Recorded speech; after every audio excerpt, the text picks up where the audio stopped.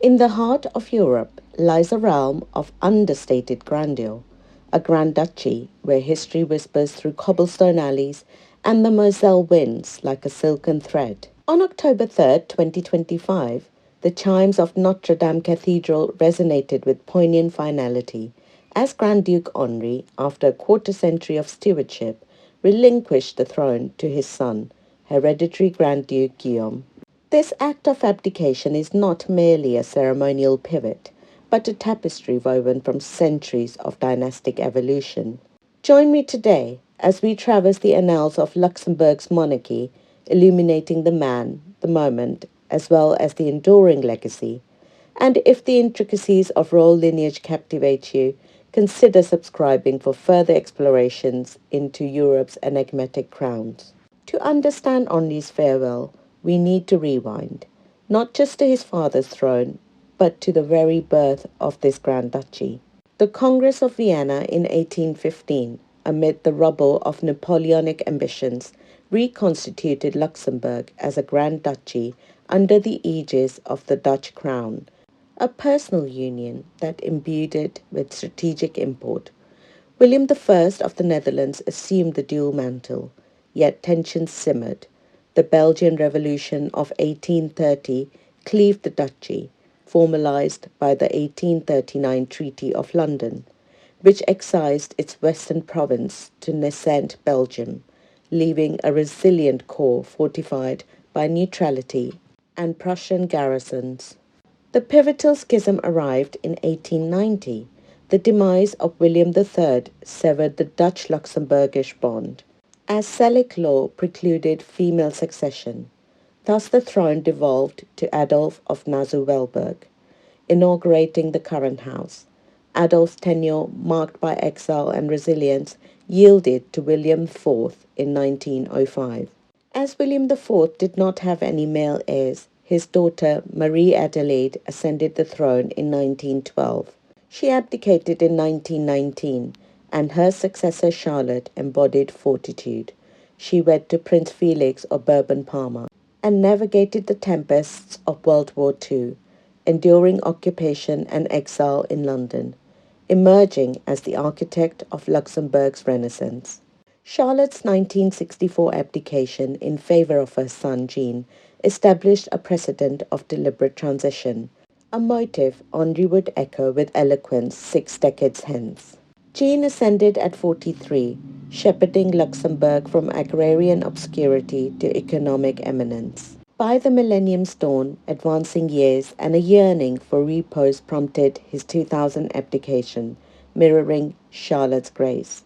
On October 7, 2000, Henri, then 45, assumed the oath before the Chambers of Deputies, pledging fidelity to Constitution and realm. Henri was born on April 16, 1955. He is the eldest of 5 kids to Jean and Josephine Charlotte. Did you know that Henri and Belgium's King Philippe are cousins, and he's also a nephew to ex-King Albert II, so royalty runs deep.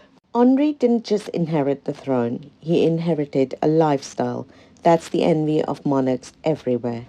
He ruled from the Grand Ducal Palace in Luxembourg City, a sprawling 16th century gem with gilded halls, crystal chandeliers, and gardens that could swallow your backyard whole. But it's not just the palace. Henri's got a portfolio of castles that scream lavish. And lavish doesn't just stop at real estate for Henri. He has lavish suits, bespoke medals, and sashes that cost more than a car.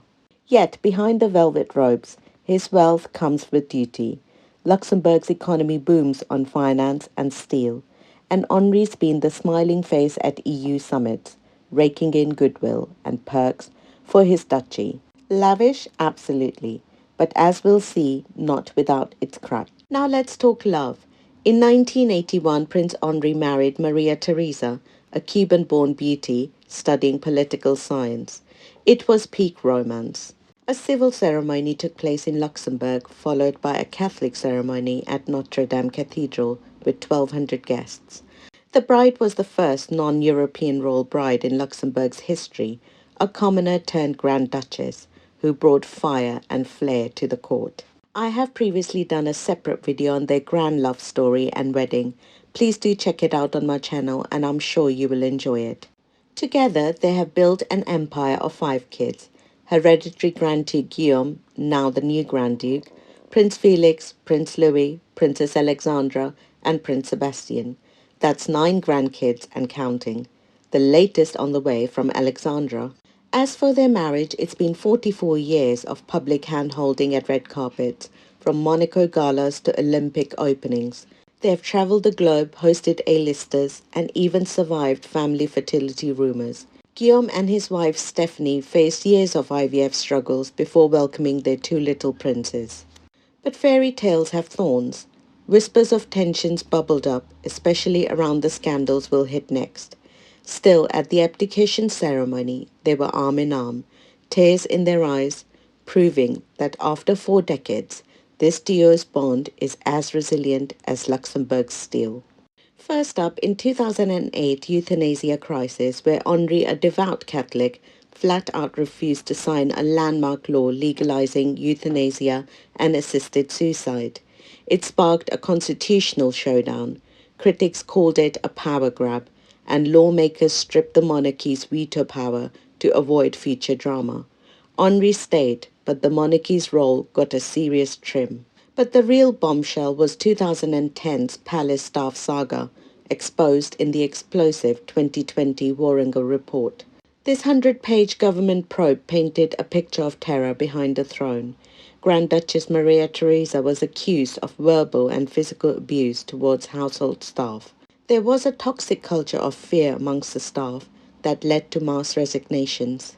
The fallout was brutal. A minister had to step in, and steps were taken to sideline Theresa from official duties, and her public role was curtailed.